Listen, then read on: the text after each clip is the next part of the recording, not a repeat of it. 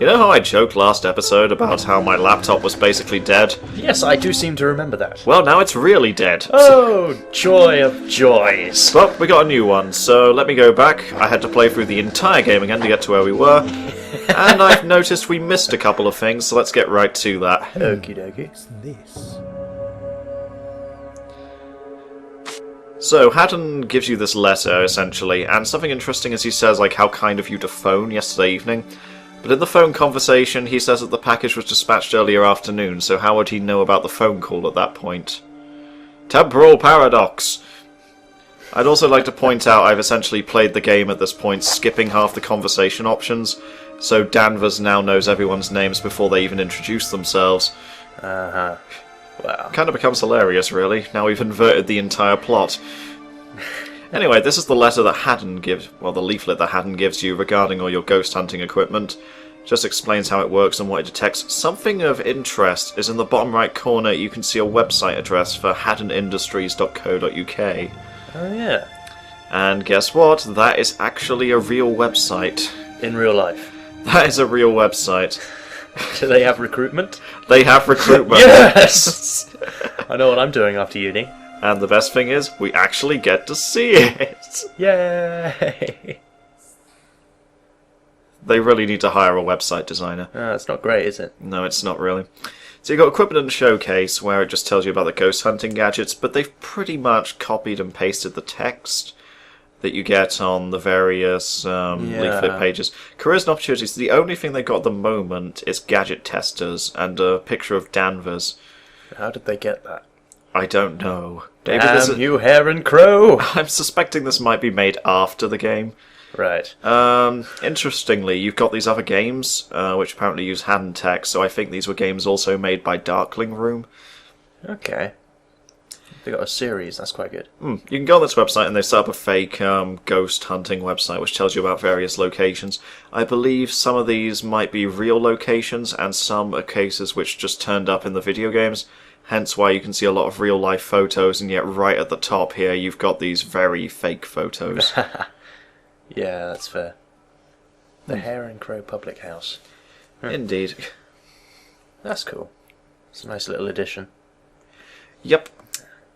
Any, like, hidden parts about how to use equipment in secret ways? Or... Well, the thing is, I'm pretty sure that a fair portion of this might actually spoil the game if I check out some of these case files, because they correspond to places in Saxton. Okay. So I've been through the website, but I've decided not to read too deeply. Yeah. Because it could just, like, spoil part of the game for us. Yeah, that's true. So let's not do that. No. But still, it's a nice little thing, isn't it? It is. Now, something I've noticed is there's a lot of books in this game. Oh, yeah. And I don't want to read them out in every video, so I'm just going to summarise the contents. This is the logbook of Captain Walter Spivey.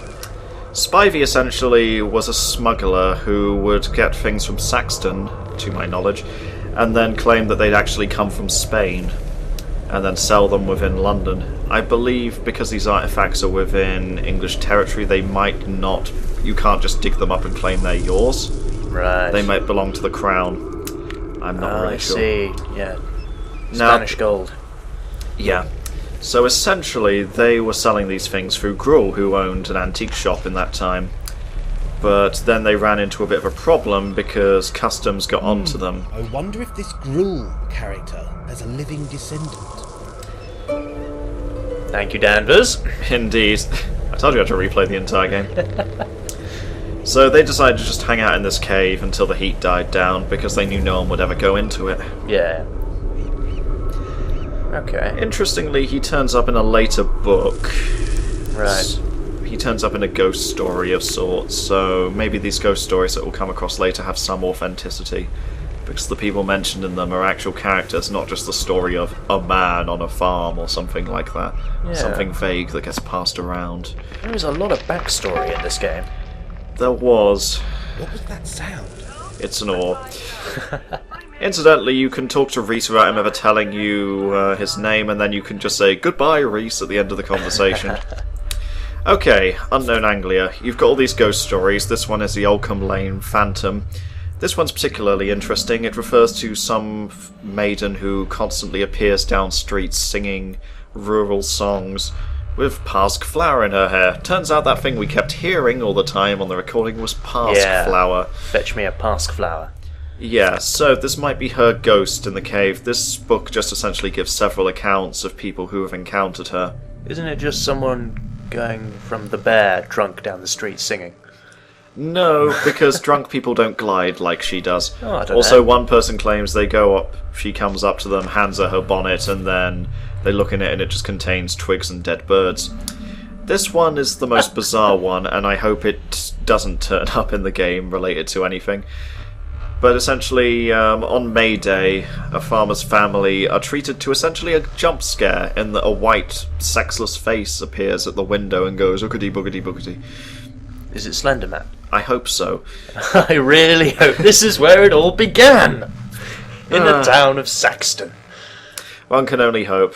Anyway, they all hide, they look outside, and along the road, ghosts are coming out of the ground and wailing in agony. And then some kind of hunter figure comes along, and they close their eyes, so you don't really know what happens, but he's allegedly harvesting them or taking them on to the underworld. It's like, get back in your boxes! All of you. And the, well, twist, if you can call it that, at the end of the story, is it turns out that there were many public executions along that road, hence the number of ghosts.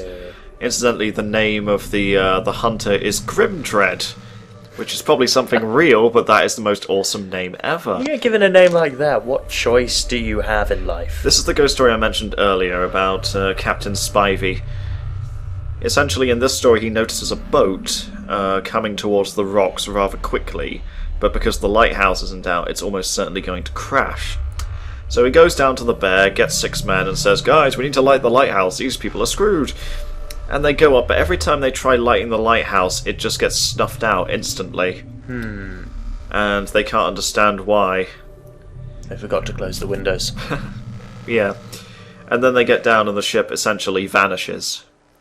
Then they find out that many years ago, I believe several ships were coming in laden with men who were planning to assassinate the Queen. Right.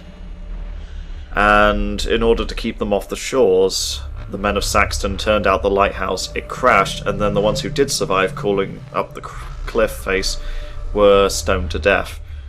Oh, lovely. So the ghosts are, if anything, doing their duty and stopping the ship from ever attempting to land. Right. I like that one. That's a very good one, I liked that one. I wonder if many of these are real, or whether they're just made up for the game. I believe many of these are made up for the game, but there appears to be a fair amount of, well, it's almost authenticity in how they sound. These do feel like ghost story books, and Yeah. I used to read those all the time when I was in school. Yeah. This is this quite interesting. It's a series of symbols which you can use to decode things depending on the rotation of the symbol. Yeah. That signifies whether something is inside or outside, for example. We're going to need that later, aren't we? This tells you, if anything, about the various dates which are extremely important, I suppose, in various pagan belief systems. Okay. It's describing the various equinoxes and Yeah. why they're so important. It's like phases of the moon and stuff, isn't it? Well, essentially, it Mayday, describes it'll be there it solstices. is, Mayday. There's Mayday. Mayday is incidentally coming up in the game Yeah, because you've got the Rubens Fair and they're planning for that. yeah. Sorry to be spoiling all these books, everyone. it's- You're perfectly welcome to stop and read at any point. Well, they put so much effort in, it kind of feels like we need to read it, really. Even if it is just skimming through. I suppose so. At least I'm giving abridged versions. This is just continuing it. Yeah. Summer solstice and the origin of the word solstice. Yeah. I wonder how long this game is. We actually have to do a full year of Saxton. We haven't even done a few days. That would be quite hilarious, and I am told this is a long game, but Morgan mentions you're in for a week or so. Ah, okay. So, yeah, We've slept twice? Okay. I guess so.